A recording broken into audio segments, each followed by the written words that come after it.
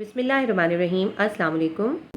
Chemistry class 9 chapter number 2 है atomic structure. आज हम इसके टेस्ट योरसेल्फ के क्वेश्चन करेंगे। फर्स्ट क्वेश्चन हम इसका करते हैं, लेकिन इसमें क्वेश्चन की लेबलिंग जो है ABCD से है, तो हम ए क्वेश्चन करते हैं। What is atomic number of N oxygen atom which have 8 neutrons and 8 protons. इस क्वेश्चन में हमसे कहा है कि ऑक्सीजन का एक एटम है जिसके अंदर 8 न्यूट्रॉन्स और 8 प्रोटॉन्स हैं, उसका एटॉमिक नंबर बताएं। किसी एटम के अंदर जितने नंबर ऑफ प्रोटॉन्स होते हैं वही उसका एटॉमिक नंबर होता है, और एटॉमिक नंबर को हम Z से डिनोट करते हैं।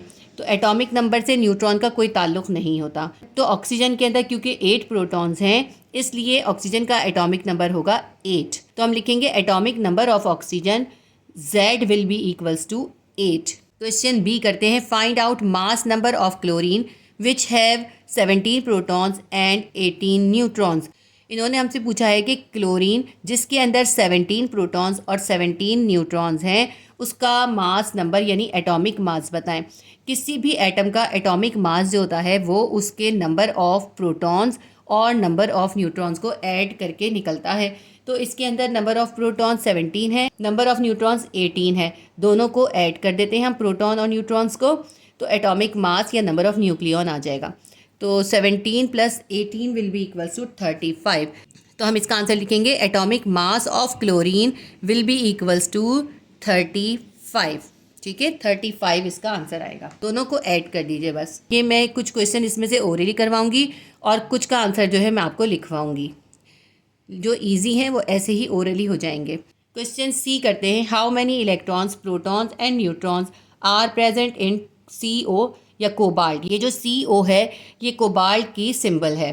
तो इस क्वेश्चन में हमें कोबाल्ट के अंदर number of electrons, number of protons और नंबर ऑफ न्यूट्रॉन्स बताने हैं। कोबाल्ट की सिंबल इस तरह से लिखी जाती है CO2759। 27 इसका एटॉमिक नंबर है और 59 इसका एटॉमिक मास है।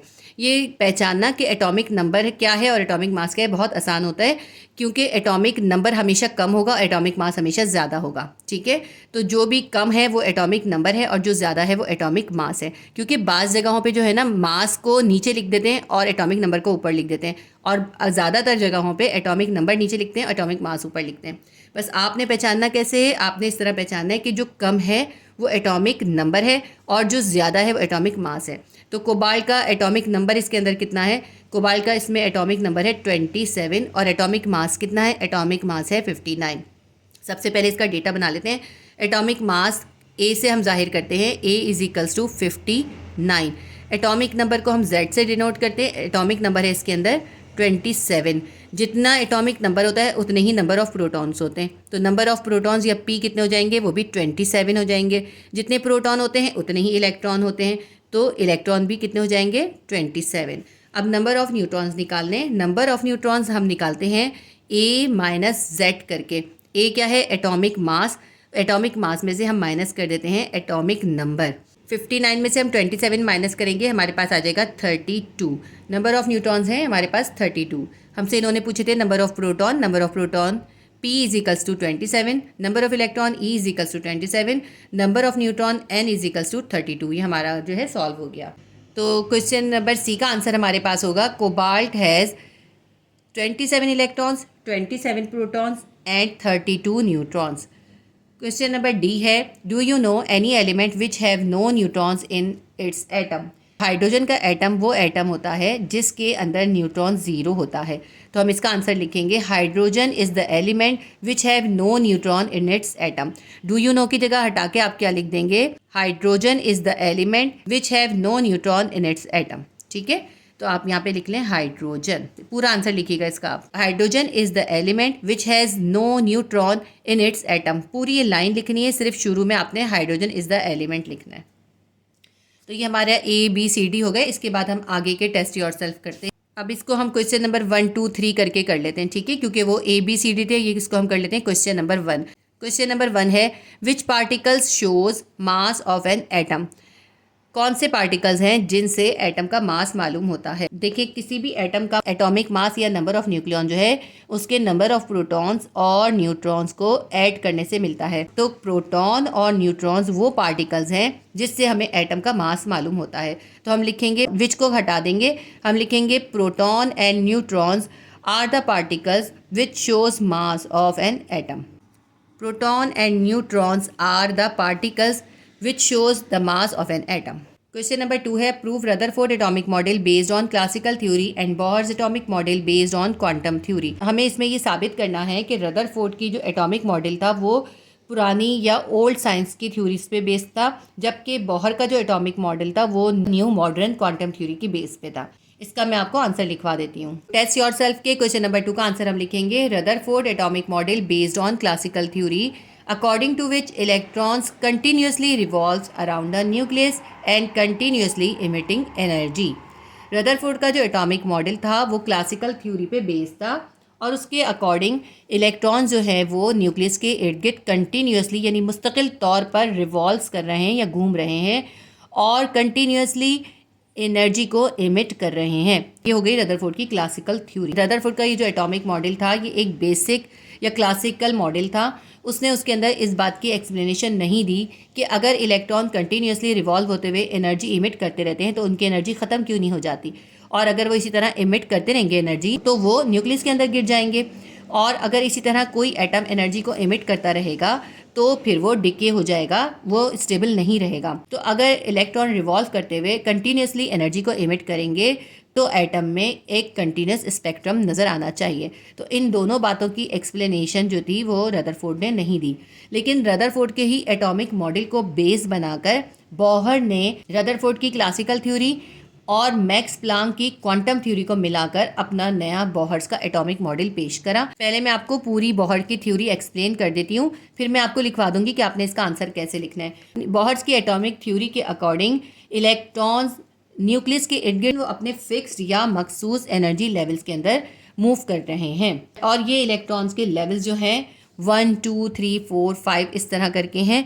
जैसे जैसे एनर्जी बढ़ती जाती है इलेक्ट्रॉन का एनर्जी लेवल बढ़ता जाता है और उसका शेल जो है वो न्यूक्लियस से दूर होता जाता है।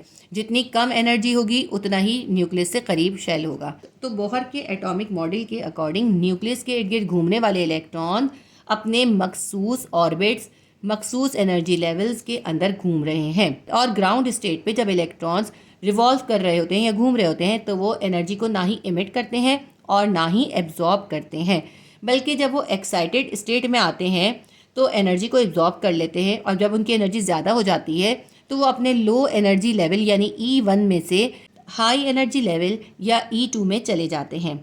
इसी तरह जब वो एनर्जी लूज़ कर देते हैं तो उनकी एनर्जी क्योंकि कम हो जाती है इसलिए वो हाई एनर्जी लेवल यानी E2 से E1 में वापस आ जाते हैं। और जब इलेक्ट्रॉन एनर्जी को एमिट करता है और E2 से E1 में आता है तो उससे लाइन स्पेक्ट्रम पैदा होता है। जब एटम को माइक्रोस्कोप में ऑब्जर्व किया जाता है तो उसके अंदर लाइन स्पेक्ट्रम नज़र आता है। इस तरह बोहर ने लाइन स्पेक्ट्रम की भी एक्सप्लेनेशन दे दी। उसके अलावा उसने ये कहा कि ये जो एनर्जी का एब्जॉर्प्शन और इमिशन हो रहा होता है ये एनर्जी के पैकेट की शक्ल में होता है, और इन एनर्जी पैकेट को क्वांटम या फोटोन कहते हैं। इसीलिए बोहर का एटॉमिक मॉडल क्वांटम थ्योरी कहलाता है। अब हम इसको लिख लेते हैं, मैं आपको शुरू से दोबारा से पढ़ के बता देती हूँ। Rutherford atomic model based on classical theory according to which electrons continuously revolves around the nucleus and continuously emitting energy। Rutherford का एटॉमिक मॉडल क्लासिकल थ्योरी पे बेस्ड है जिसके अकॉर्डिंग न्यूक्लियस के इर्द गिर्द इलेक्ट्रॉन कंटिन्यूसली रिवॉल्व कर रहे हैं या घूम रहे हैं और रिवॉल्व होते हुए कंटिन्यूसली एनर्जी को एमिट कर रहे हैं। इसके बाद हम आगे लिखते हैं while Bohr's theory is based on quantum theory, जबकि बोहर की थ्योरी जो है वो क्वांटम थ्योरी पे बेस है। Bohr essentially combined Rutherford model with Max Planck quantum theory. Bohr ने रदरफोर्ड का मॉडल और मैक्स प्लांक की क्वांटम थ्योरी को कंबाइन करके बोहर का मॉडल पेश करा। According to Bohr's model electrons revolve around the nucleus in fixed energy levels और ऑर्बिट्स। बोहर के एटॉमिक मॉडल के अकॉर्डिंग इलेक्ट्रॉन जो हैं वो न्यूक्लियस के इर्द गिर्द अपने फिक्स्ड एनर्जी लेवल्स या ऑर्बिट्स या शेल के अंदर घूम रहे हैं। ठीक है, ये जो शेल्स हैं इनके अपने एनर्जी लेवल्स हैं। एनर्जी लेवल्स को n से जाहिर करते हैं, 1 2 3 करके इनको इंटीजर्स नंबर में इनको जाहिर किया जाता है। आगे लिखते हैं हम on ground state electron does not emit और एब्जॉर्ब एनर्जी। ग्राउंड स्टेट पे या नॉर्मल हालत में इलेक्ट्रॉन जो हैं वो एनर्जी को ना ही इमिट करते हैं और ना ही एब्जॉर्ब करते हैं। But in excited state after absorbing energy electron jump from low to high energy level E1 to E2। लेकिन जब इलेक्ट्रॉन एनर्जी को एब्जॉर्ब कर लेता है वो एक्साइटेड स्टेट में आ जाता है, और एक्साइटेड स्टेट में आने के बाद जब उसकी एनर्जी बढ़ जाती है तो वो लो एनर्जी लेवल यानी E1 में से हाई एनर्जी लेवल यानी E2 में चला जाता है। मैंने आपको बताया ना, एनर्जी लेवल या शेल को इसके अंदर 1, 2, 3 से जाहिर करते हैं। 1 जो होता है सबसे लो एनर्जी लेवल होता है, 2 उससे हाई होता है, फिर 3 उससे भी ज़्यादा हाई होता है। इस तरह 1, 2, 3 करके आगे होता जाता है। जितने ज़्यादा नंबर बढ़ते जाते हैं उन शेल्स की ऑर्बिट्स की एनर्जी उसी तरह बढ़ती जाती है। And when they lose energy they come back from high E2 to lower E1 energy level. और जब वो एनर्जी को लूज़ कर देते हैं तो वो, क्योंकि उनकी एनर्जी अब कम हो गई ना उस एनर्जी लेवल से, तो इसलिए वो वापस आ जाते हैं E2 यानी हाई एनर्जी लेवल से E1 यानी लो एनर्जी लेवल के अंदर। This emission and absorption is discontinuous in form of energy packet called quantum और फोटोन। ये जो इमिशन और एब्जॉर्प्शन है ये डिसकंटिन्यूअस होता है, कंटिन्यूअसली नहीं होता। और ये इमिशन या एब्जॉर्प्शन जो है एनर्जी के पैकेट जो कि क्वांटम या फोटोन कहलाते हैं उनकी शक्ल में होता है। Delta E equals to HV equals to 1 photon. तो जितना एनर्जी का डिफरेंस आएगा वो बराबर होगा H मल्टीप्लाई बाई V, और HV किसके बराबर होगा, 1 फोटोन के बराबर होगा। यहाँ पे H प्लांक कांस्टेंट है और V जो है वेलोसिटी है। ये डेरिवेशन इसके अंदर हमें निकाल के दिखाने की ज़रूरत नहीं है, इतना ही इसका आंसर काफ़ी है। ये हमारा क्वेश्चन नंबर 2 का आंसर कंप्लीट हो गया। इसके बाद टेस्ट योरसेल्फ का क्वेश्चन 3 है, how you can relate living things with chemistry. आप लिविंग थिंग्स को किस तरह केमिस्ट्री से रिलेट कर सकते हैं। आंसर हम लिखेंगे इसका, living things are made up of elements specially carbon, hydrogen, oxygen, nitrogen, phosphorus and sulphur. जितने भी लिविंग ऑर्गेनिज्म हैं या लिविंग थिंग्स हैं वो मुख्तलिफ एलिमेंट से मिलकर बने हैं, और वो एलिमेंट खास तौर पे कौन से हैं, जैसे carbon, hydrogen, oxygen, nitrogen, phosphorus और सल्फर हैं। Living things are alive because of the chemical reaction. जितनी भी लिविंग थिंग्स हैं वो केमिकल रिएक्शन की वजह से ही जिंदा रहती हैं। That occur in their cells, और ये केमिकल रिएक्शन उनके सेल्स के अंदर होते हैं। फिर इसके बाद हम उन केमिकल रिएक्शन की एग्जांपल देंगे, सच एज सेल्यूलर रेस्पायरेशन, जैसा कि सेल्यूलर रेस्पायरेशन है। सेल्यूलर रेस्पायरेशन के अंदर कार्बन और ऑक्सीजन यूज होती हैं, इन दोनों के बगैर सेल्यूलर रेस्पायरेशन नहीं होगा। जब सेल्यूलर रेस्पायरेशन नहीं होगा तो लिविंग ऑर्गेनिज्म जो है डेड हो जाएंगे। उसके बाद सेकंड इसकी एग्जांपल हम देंगे, एंड प्रोटीन सिंथेसाइजेस। प्रोटीन को सिंथेसाइज करने के लिए भी हाइड्रोजन, ऑक्सीजन और कार्बन ही यूज होती हैं। तो हमने इसकी 2 एग्जांपल दी हैं। मैं एक दफ़ा और इसको पूरा पढ़ लेती हूँ। Such as cellular respiration and protein synthesis among many others. उन बहुत सारे केमिकल रिएक्शन में से प्रोटीन सिंथेसाइजेस और सेल्यूलर रेस्पायरेशन 2 एग्जाम्पल हैं। ये हमारा क्वेश्चन नंबर 3 भी कंप्लीट हो गया। इसके बाद हमारे पास जो है क्वेश्चन नंबर 4 है, what is maximum number of electrons that can be accommodate in S subshell. S subshell के अंदर ज़्यादा से ज़्यादा कितने इलेक्ट्रॉन्स आ सकते हैं। एस सबशेल के अंदर ज़्यादा से ज़्यादा सिर्फ 2 इलेक्ट्रॉन्स आ सकते हैं। तो हम लिखेंगे maximum 2 electrons can be accommodate in S subshell. तो आपने व्हाट इज़ हटा देना है और लिखना है आंसर में maximum 2 number of electrons that can be accommodate in S shell. ठीक है। क्वेश्चन नंबर 5 है, how many electrons will be in L shell of an atom having atomic number 11। हमें एक ऐसा एटम गिवन है जिसका एटॉमिक नंबर 11 है, तो इन्होंने पूछा है उसके एल शेल के अंदर कितने इलेक्ट्रॉन्स आएंगे। देखिए सबसे पहले होता है के शेल, उसके बाद होता है एल शेल और फिर उसके बाद होता है एम शेल। के शेल के अंदर ज़्यादा से ज़्यादा 2, एल शेल के अंदर 8 और एम शेल के अंदर 18 इलेक्ट्रॉन्स आ सकते हैं। अब क्योंकि हमारे पास एटॉमिक नंबर है 11, ठीक है, तो के अंदर तो ज़्यादा से ज़्यादा 2 आ जाएंगे। उसके बाद हमारे पास 11 में से 2 चले गए, कितने बचे, हमारे पास 9 इलेक्ट्रॉन बचे। तो एल शेल के अंदर तो ज़्यादा 8 ही आ सकते हैं, तो हम एल शेल के अंदर 8 ही इलेक्ट्रॉन देंगे। अब सिर्फ एक हमारे पास इलेक्ट्रॉन बच गया, वो इलेक्ट्रॉन किधर चला जाएगा, वो चला जाएगा एम शेल के अंदर। लेकिन उन्होंने हमसे पूछा था एल शेल में कितने आएंगे, तो हमने इसका आंसर निकाल लिया। एल शेल में हमारे पास कितने इलेक्ट्रॉन आ रहे हैं, 8 इलेक्ट्रॉन हमारे पास आ रहे हैं। हम यहाँ से इसका आंसर लिखेंगे, हाउ मेनी हटा देंगे, हम लिखेंगे 8 electrons will be in L shell of an atom having atomic number 11। ठीक है, इसी से आंसर बन जाएगा। क्वेश्चन नंबर 6 है, in the distribution of electrons of an atom which shell filled first and why. तो हमसे ये कहते हैं कि इलेक्ट्रॉन की जब डिस्ट्रीब्यूशन कर रहे होते हैं या इलेक्ट्रॉनिक कॉन्फ़िगरेशन कर रहे होते हैं, कौन सा शेल सबसे पहले फिल होता है और क्यों फिल होता है। इसका आंसर आपको मैं लिखवा देती हूँ। क्वेश्चन नंबर 6 का हम आंसर लिखेंगे, इन distribution of electrons of atom के शेल विल फिल्ड फर्स्ट। जब भी इलेक्ट्रॉन की डिस्ट्रीब्यूशन हो रही होती है तो सबसे पहला शेल होता है के शेल, उसको हम सबसे पहले फिल करते हैं। As K shell is first shell, its energy level is n=1। क्योंकि के शेल जो है वो पहला शेल है और इसका एनर्जी लेवल 1 होता है, यानी जो सबसे कम एनर्जी लेवल का शेल है वो के शेल है। It has the lowest energy level, इसका एनर्जी लेवल सबसे कम होता है। किसी एटम में यही शेल सबसे पहले फिल्ड होता है। ये क्वेश्चन नंबर 6 का आंसर हो गया।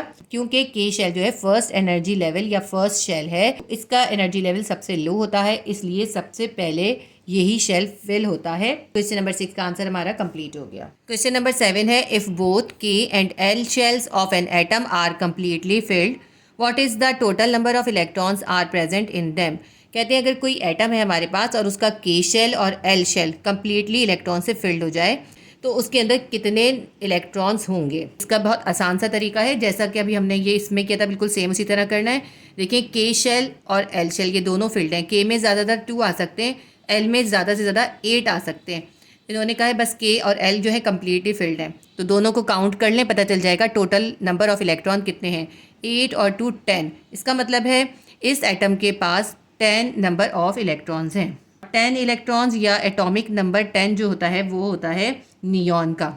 ये एटम जो है नियॉन का है। इसका आंसर हम कैसे लिखेंगे, हम लिखेंगे if both K and L shell of an atom are completely filled, the total number of electron in this atom is 10। ठीक है, जिस तरह से क्वेश्चन पूछा हो उसको थोड़ा सा चेंज करके आंसर लिख दिया करें।